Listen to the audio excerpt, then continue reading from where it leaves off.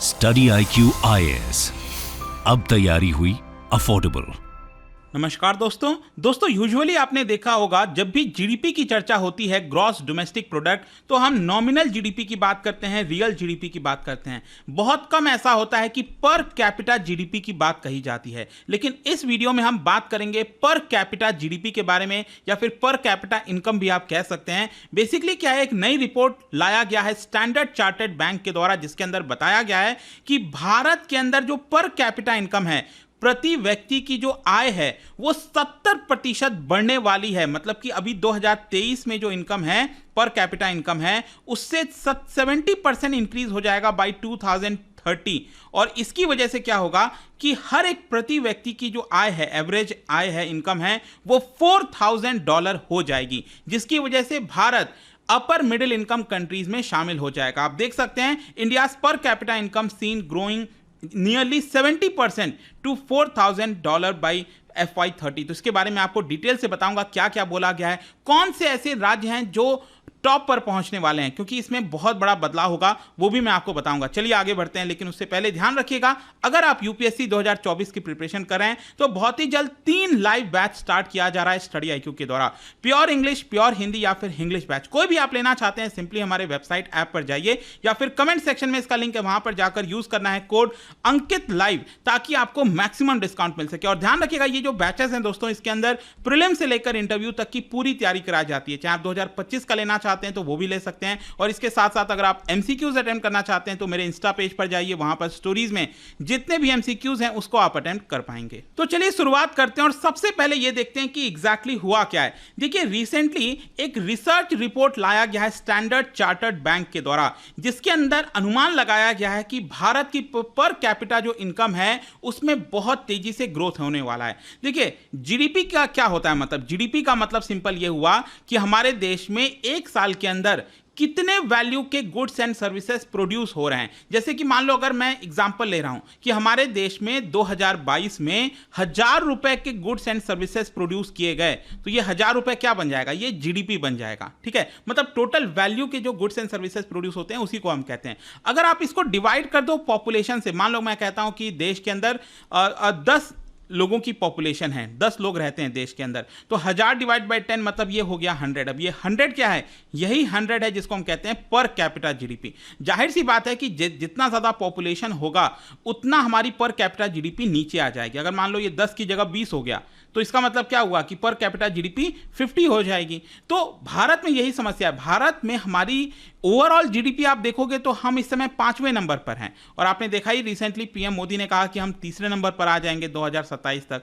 तो क्या है कि भले ही हम ओवरऑल जीडीपी के मामले में अच्छे हैं, टॉप 5 में हैं, लेकिन पर कैपिटा जीडीपी की बात होती है तो क्योंकि पॉपुलेशन बहुत है भारत में, इसकी वजह से हम बहुत नीचे आ जाते हैं। वो भी मैं आपको दिखाऊंगा रैंकिंग क्या है। तो यहां पर क्या है कि जो रिपोर्ट लाया गया है स्टैंडर्ड चार्टर्ड के द्वारा, उसने बताया है कि 2030 तक, मतलब अभी से लेकर 2030 तक, इन 7 सालों में 70% हमारी पर कैपिटा जीडीपी इंक्रीज होने वाली है। और अभी अगर आप देखोगे ना 2023 में, तो बताया जा रहा है कि हमारी पर कैपिटा जीडीपी लगभग $2450 है, $2450 है, और ये बढ़कर हो जाएगा कितना, $4000। अब जब $4000 हो जाएगा तो इसका मतलब यह है कि हम अपर मिडिल इनकम इकोनॉमी में आ जाएंगे। मैं आपको आगे बताऊंगा इसके बारे में, अपर मिडिल इनकम इकोनॉमी के बारे में क्या है। और साथ ही साथ 2030 तक हमारी जो जीडीपी है वो $6 ट्रिलियन हो जाएगी। अभी अगर आप देखोगे तो हमारी जीडीपी है $3.5 ट्रिलियन के आसपास। ठीक है, तो ये बढ़कर $6 ट्रिलियन हो जाएगी।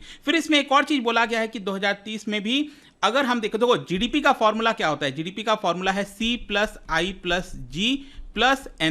ये 4 मेन कंपोनेंट होते हैं, consumption, private investment, government expenditure और नेट इंपोर्ट एक्सपोर्ट जो होता है, नेट एक्सपोर्ट।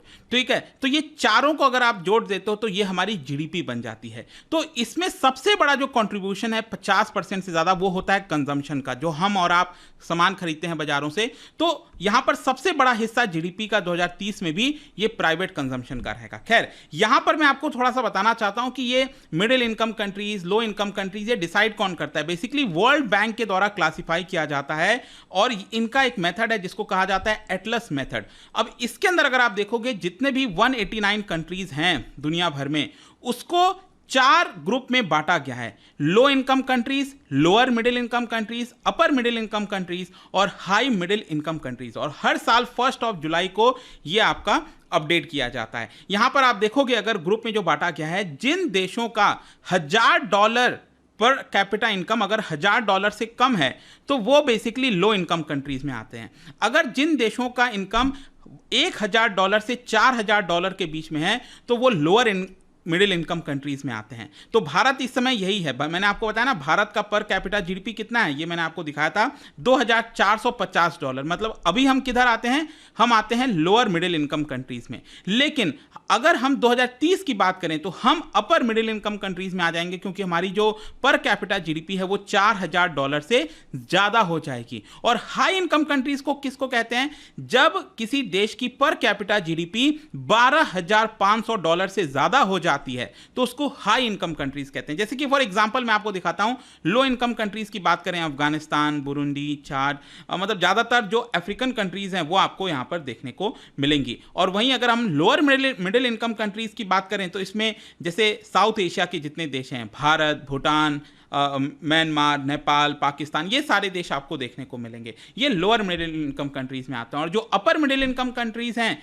इसमें यहाँ पर इराक हो गया, ईरान हो गया, साउथ अफ्रीका, चाइना भी अपर मिडिल इनकम कंट्रीज में आता है, मलेशिया, मालदीव्स। ठीक है, अब यहाँ पर क्या है ना कि इधर पॉपुलेशन थोड़ा सा कम है तो इसकी वजह से इनको थोड़ा सा बेनिफिट मिल जाता है। खैर, हाई इनकम कंट्रीज में जितने भी डेवलप्ड कंट्रीज हैं, चाहे वो यूएसए हो गया, इसके अलावा यहाँ पर Australia, Israel, Japan, Kuwait, Canada, जहां पर जो पर कैपिटा जीडीपी है वो $12500 से ज्यादा है। यहां पर अगेन आप देख सकते हैं सबसे ज्यादा अगर हम बात करें किन देशों में पर कैपिटा जीडीपी है तो वो आपको यूरोपियन देश, Luxembourg, Ireland, Norway, Switzerland, Singapore, ये सब देखने को मिलता है। और वहीं भारत का स्थान कहां है, देखो मैंने आपको बोला जीडीपी के मामले में, नॉमिनल जीडीपी के मामले में भारत का स्थान है 5वें नंबर पर वैसे तो, लेकिन पर कैपिटा जीडीपी के मामले में हम आते हैं 139 नंबर पे। तो इस मामले में हम बहुत पीछे हैं अभी। अब अगर हम बात करें पिछले 20 सालों में भारत का प्रोग्रेस क्या रहा है, क्योंकि ये जो रिपोर्ट है स्टैंडर्ड चार्टर्ड की, इसके अंदर भारत की जो ट्रेजेक्ट्री है वो भी बताई गई है। तो यहां पर बोला गया है 2001 से लेकर 2021 के बीच में, इन 20 वर्षों में, 20 ईयर्स में पर कैपिटा जीडीपी हमारी $460 से बढ़कर हुई है $2150। आप देख रहे हो। और 2023 के एंड में यह हो जाएगी $2450, ये बोला गया है इस रिपोर्ट के अंदर। लेकिन यहां पर अगर हम बात करें सबसे ज्यादा कंट्रीब्यूटर कौन होगा, देखो ये तो 2450 है ना, फिर 2030 तक क्या अनुमान है, हम पहुंच जाएंगे $4000 पर कैपिटा जीडीपी के आसपास। तो ये $4000 जब हम पहुंचेंगे तो उसमें सबसे ज्यादा कंट्रीब्यूशन किसका होगा, कहने का मतलब है जीडीपी का जो फॉर्मूला अगेन मैं आपको बताया था, C+I+G+NX, नेट एक्सपोर्ट। तो इसमें सबसे ज्यादा परसेंटेज के मामले में कौन बढ़ेगा, ठीक है, उसमें बताया जा रहा है कि एक्सटर्नल जो ट्रेड है हमारा, नेट एक्सपोर्ट इंपोर्ट, इसमें सबसे ज्यादा वृद्धि होने वाली है। मतलब इसमें हम बेसिकली इंपोर्ट और एक्सपोर्ट को देखते हैं। तो यहां पर आप देख सकते हो जो नेट एक्सपोर्ट है वो बेसिकली अभी के समय अगर आप देखोगे जो हमारी जीडीपी है $3.5 ट्रिलियन, उसमें $1 ट्रिलियन बेसिकली कंट्रीब्यूट होता है एक्सटर्नल सेक्टर का, ट्रेड का। और 2030 में ये बेसिकली डबल हो जाएगा, $1.2 ट्रिलियन से ये डबल होकर $2.1 ट्रिलियन का कंट्रीब्यूशन करेगा। मतलब $6 ट्रिलियन की जो हमारी इकोनॉमी होगी उसमें से $2 ट्रिलियन अकेले कौन कंट्रीब्यूट करने वाला है, नेट एक्सपोर्ट करने वाला है। मतलब कि सबसे ज्यादा जो परसेंटेज में इंक्रीज है वो एक्सटर्नल ट्रेड की वजह से होने वाली है, जिसकी वजह से हमारी जीडीपी बढ़ेगी। फिर जो सेकंड मेजर ग्रोथ है वो बेसिकली कंजम्पशन का होगा, ये वाला जो प्राइवेट कंजम्पशन है ना, हम और आप जो कंजम्पशन करते हैं। तो इसमें आप देख सकते हो कि 2023 में अभी अगर आप देखोगे जब हमारी जीडीपी $3.5 ट्रिलियन है तो इसमें $2.1 ट्रिलियन ये कंजम्पशन का कंट्रीब्यूशन है। और 2030 में जब हमारी जीडीपी $6 ट्रिलियन हो जाएगी तो उसमें $3.4 ट्रिलियन का कंट्रीब्यूशन ये कंजम्पशन सेक्टर करेगा। मतलब आधे से ज्यादा 57% लगभग आप कह सकते हो ये हाउस होल्ड कंजम्पशन के द्वारा किया जाएगा। खैर यहां पर आपको जैसा कि मैंने पहले भी बताया, पीएम मोदी ने यहां पर कहा था कि उनके अगले टर्म में अगर वो चुनाव जीतकर आते हैं तो यहां पर जीडीपी के मामले में हम तीसरे नंबर पर पहुंच जाएंगे और हम $5 ट्रिलियन का मार्क छू लेंगे। खैर इसको लेकर कांग्रेस की तरफ से भी पलटवार किया गया, वो तो हम ऑटोमेटिकली होने वाले थे, इसमें कोई बहुत बड़ा अचीवमेंट नहीं है। खैर वो एक अलग मामला है, वो एक अलग डिबेट है। लेकिन यहां पर अब हम बात करते हैं कि स्टेट के मामले में, मतलब जो भारत के अंदर अलग अलग राज्य हैं, उनमें सबसे टॉप पर कौन सा रहेगा। देखो यहां पर रिपोर्ट में यह बताया गया है कि भारत के लगभग 9 ऐसे राज्य होंगे,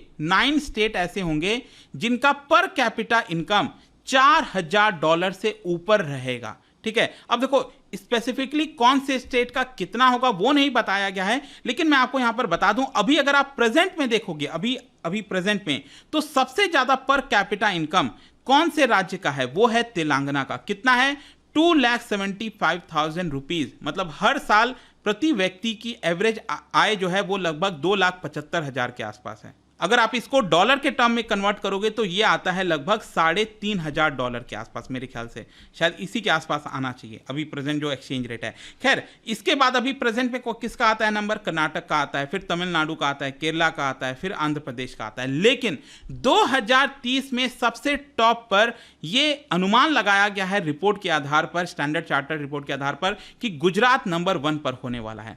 फिर उसके बाद महाराष्ट्र होगा, तमिलनाडु होगा, कर्नाटक, हरियाणा, तेलंगाना, मतलब तेलंगाना का जो रैंक है वो नीचे चला जाएगा और गुजरात नंबर 1 पर आ जाएगा। 2030 की मैं बात कर रहा हूं। और इसमें भी एक इंटरेस्टिंग चीज है, तेलंगाना, दिल्ली, कर्नाटक, हरियाणा, गुजरात और आंध्र प्रदेश, ये अगर आप 6 राज्यों को मिला दो, 6 स्टेट्स को मिला दो, तो ये भारत की नॉमिनल जीडीपी, नेशनल जीडीपी का 20% अकेले कंट्रीब्यूट करते हैं। ये 6 जो राज्य हैं वो अकेले यहां पर कंट्रीब्यूट करते हैं। और साथ ही साथ ये 6 राज्य का जो पर कैपिटा इनकम है वो $6,000 से ज्यादा होने वाला है। तो आई होप कि आपको समझ में आ गया होगा कि ये जो 6 राज्य हैं वो बहुत इंपॉर्टेंट रोल प्ले करने वाले हैं, क्योंकि इनका पर कैपिटा इनकम इन 6 राज्यों में $6,000 से भी ज्यादा होगा। लेकिन क्वेश्चन यह है कि जो बैकवर्ड स्टेट्स हैं जैसे बिहार, उत्तर प्रदेश, जहां पर देश की 25% आबादी रहती है, उनका क्या होगा? देखो वहां पर जो पर कैपिटा इनकम है 2030 में वो सिर्फ $2,000 ही होने वाली है।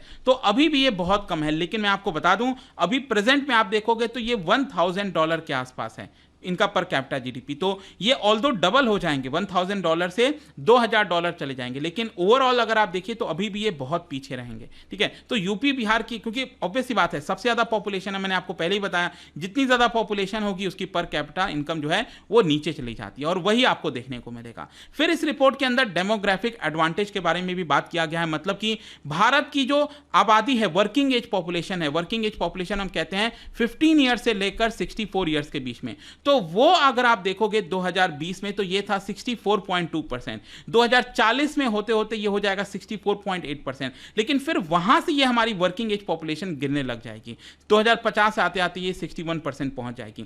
तो यही बोला गया है कि डेमोग्राफिक एडवांटेज की वजह से लेबर एफिशिएंसी रहेगी, कैपिटल डिप्लॉयमेंट रहेगा, सस्टेन्ड ग्रोथ रहेगा, और हमें इसका ज्यादा से ज्यादा फायदा उठाना चाहिए, ऐसा रिपोर्ट का कहना है। लेकिन फाइनली कंक्लूजन में मैं एक और बात कहूंगा कि रिपोर्ट में कॉशन भी किया गया है, चेतावनी भी दी गई है कि हमें नेगेटिव ग्रोथ नहीं चाहिए एम्प्लॉयमेंट रेट में, मतलब कि अनएम्प्लॉयमेंट नहीं होना चाहिए। हमें कोशिश करना है कि यूथ को ज़्यादा से ज़्यादा स्किल प्रोवाइड किया जाए, उसमें रिफॉर्म लाया जाए, हेल्दी फाइनेंशियल सेक्टर हो, यहाँ पर कॉर्पोरेट सेक्टर को मदद हो, ज़्यादा इन्वेस्टमेंट हो, ताकि यहाँ पर लोगों को नौकरी मिलती रहे। अगर ऐसा नहीं हुआ तो ये जो प्रिडिक्शन लगाया जा रहा है उसमें चेंजेस हो सकता है। खैर, आई होप कि आपको समझ में आ गया होगा। ये जो रिपोर्ट आई है इसके बारे में डिटेल से मैंने आपको बता दिया सब कुछ इसके बारे में। और जाने से पहले एक इंटरेस्टिंग क्वेश्चन, क्या आप बता सकते हैं कि यहाँ पर आधार पे रिसेंटली इसकी चर्चा हो रही थी काफी ज्यादा, क्या आप बता सकते हो इसका मेन ऑब्जेक्टिव क्या है आधार पे का? इसका राइट आंसर आप सबको पता है, मेरे इंस्टाग्राम पर तो मिलेगा ही, वहां पर अगर आप नहीं हो कोई बात नहीं, टेलीग्राम से ले सकते हैं इसका सही उत्तर। मैं कई सारे जो एमसीक्यूज हैं वो यहाँ पर स्टोरीज में